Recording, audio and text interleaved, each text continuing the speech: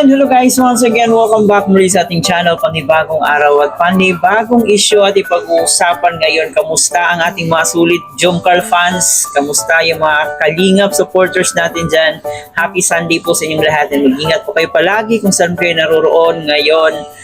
Yung mga kababayan natin nandito sa Pilipinas, mula Luzon, Visayas, Mindanao, and sa mga kababayan na rin nating mga OFW. I hope na masaya po kayong lahat ngayon. So ngayon nga po guys, ay meron naman po tayong panibagong reaction video.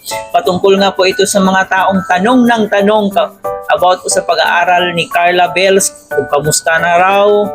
Now, palaging nagtatanong na para bang magulang ni Carla. Grabe talaga yung ibang mga bashers, no? So, pag sinasagot naman ay hindi naman naniniwala. Ay, nako naman, tigil-tigilan nyo yung mga katanungan nyo.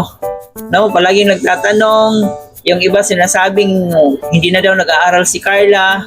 So, yun ay pag-usapan po natin yan mamaya at mayroon pong pahayag si Kalingap Rab patungkol dito about po sa issue na to.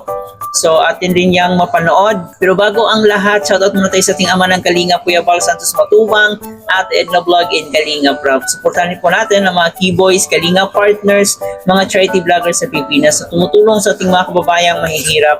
Huwag nating kalimutan. At syempre, yung mga kasama nating Kalingap reactors. At baka naman po guys, no, hindi pa kayo nakapag-subscribe sa ating channel. Ito po yung lingkod Chloe TV. Paki-hit ang subscribe button at isama nyo na rin po ang notification bell para laging updated every time na mag-a-upload po tayo. Paki-like and share na rin ang ating video para mas patok sa panlasa ni YouTube. So ito nga po guys, ipapanood ko muna sa inyo itong video na to about po ito sa mga nagtatanong sa pag-aaral nga daw ni Carla Bells. Ito po guys, panoorin muna natin to. Ito bang issue kay Carla na hindi na siya about po sa kanyang personal na buhay, mga ganyan pong medyo seryosong usapan yan. Total, may ano man na po si Carla, may channel na, siya na po ang bahalang magpaliwanag po sa inyo. Hindi naman po kailangan lahat, diba? Ibigay ang buong detalye, lalo na personal na buhay niya yan eh. So, bigyan natin siya ng karapatan na siya yung magsabi or kung di naman niya gustong sabihin, hintayin po natin siya, no? Kasi buhay po niya yan. Marami pong rason sa mga buhay, sa buhay natin, may mga pagsubok na nangyayari. Hindi natin alam, lahat tayo may personal na battle sa buhay natin. May kanya-kanya tayong battle, So, bigyan natin sila ng respeto kung sasabihin niya o ano man. Kung may tanong po kayo about yan sa pag-aaral ni Carla, si Carla po ang bahalang magsabi niya. Basta ang alam ko, tuloy ang kanyang pag-aaral. No?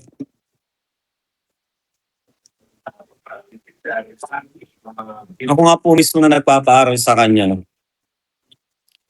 Ako mismo na tumulong sa kanya, no? Nagsusuporta sa kanyang pag-aaral. Siyempre sa tulong ng mga sponsors ni Carla. Di ko sila masyadong kinukulit. Di ko masyadong inaano sila. Basta ako, puro advice lang kami. Kaya mga kuya niya, more on advice lang kami. Pero sa effort, sa decision, sila pa rin ang masusunod. Basta kami, karapat dapat talagang tulungan, especially supportahan sa pag-aaral. Nandito tayo. Nagkataon lang ng iba, may mga sponsor. So, pag may sponsor, siyempre, ibahagi naman natin sa ibang Kalingap Angels na wala namang sponsor. Ganun lang naman po. Kasi marami po tayong beneficiaries, scholars na pinapaaral na wala namang mga sponsor. Ayan, salamat po kay Zuflin. Ay, grabe. Thank you so much po. Thank you.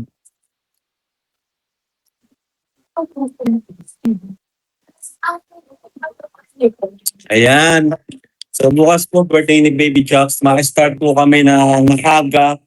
So sana doon na lahat before 5 p.m. kasi ma-start po talaga kami ng maaga. Kasi si Baby Jocks is mabilis na aantokin niyan kagad. So ang call time is 4 p.m. pero before 5 p.m. dapat kompleto na kasi may entrance po yan. Maganda kasama sa entrance. Yan na nga po, no, tanong ng tanong na akala mo naman may ambag sa buhay at pag-aaral ni Carla Bells. Ayaw na lang manahimik. Higit pa sa magulang ni Carla, yung mga taong tanong ng tanong kung kamusta daw yung pag-aaral. So yung yung mga tumutulong nga kay Carla, yung mga totoong sponsors, totoong nagbigay talaga sa pag-aaral ni Carla ay hindi nga tanong ng tanong. Ito pa yung mga taong kayo pa na walang ambag sa buhay ni Carla, kayo pa yung grabe makatanong na akala mo naman ang laki ng ambag, di ba? Pag sinasagot naman, hindi naman naniniwala. So, yun nga talaga ang bashers, walang magawa sa buhay. So, tigil-tigilan nyo na po yung pagtatanong, guys, kasi unang-una ay karapatan po yan ni Carla. No? Sabi nga ni Kalinga Prab, karapatan yan ni Carla Bells. Wala na siyang karapatan, especially sa mga ganyang bagay na, sa ganyang usapin, mga sensitive na mga tanong ay dapat si Carla na po ang sasagot dyan, no? Wala na pong karapatan si Kalinga Prab dyan. At saka may sariling pag-iisip na rin si Carla, no? College na si Carla. Nasa tamang edad na si Carla. Kaya hayaan po natin si Carla ang mag-explain kung ano man talaga yung totoo, no? Kasi lahat naman tayo may kanya-kanyang hinaharap na problema sa ating buhay, no? May kanya-kanya po tayong struggle. Kung si Carla ay meron siyang kanyang sariling problema sa pag-aaral or kung ano man yon, kasi hindi naman ibig sabihin matalino kang tao ay talagang alam mo na lahat, di ba? So may mga bagay rin na nahihirapan tayo kahit gaano pa tayo kagaling. So iintindihin natin si Carla kung ano man yung problema niya. Kung meron man siyang problema sa kanyang subject, baka nahihirapan siya. So, yun lang yun. Respeto lang. No? Di na dapat natin pang husgahan pa si Carla. Huwag na po natin pakialaman pa yung desisyon ni Carla. Sa kanya na po yun. Tayo as supporters is, supporta lang po tayo. Kung ano yung nakikita natin, kung ano ang ikakasaya ni Carla Bells. So, doon lang. Hindi na yung dapat panghimasukan pa natin yung buhay ni Carla. Kasi wala din naman tayong ambag.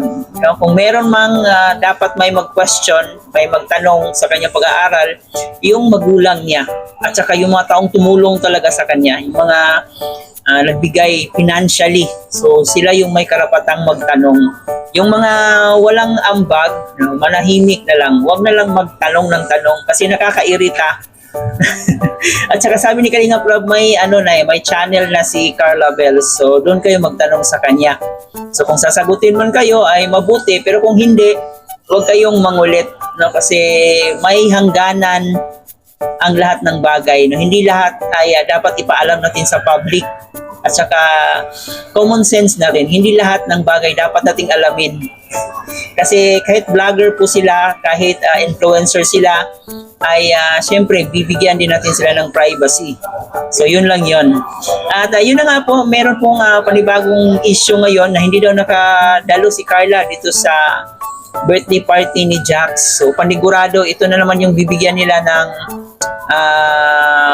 fake news, no? May ibabato na naman sila kay Carla kung bakit hindi nakapunta. Pero hindi pa naman confirm yan kasi ngayong araw pa naman yung birthday party sa anak ni Kalinga Prab. So ngayon pa natin malalaman yan. So yan lang muna guys ang ating update. Maraming salamat. Ito po yung host na si Chloe TV.